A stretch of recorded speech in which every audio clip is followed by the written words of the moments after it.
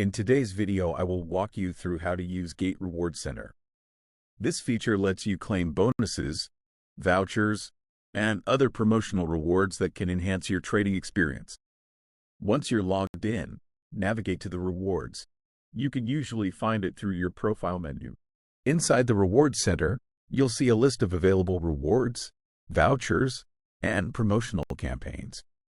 These may include trading fee coupons, futures bonus vouchers, trial funds, referral rewards, cashback offers, or limited time event bonuses.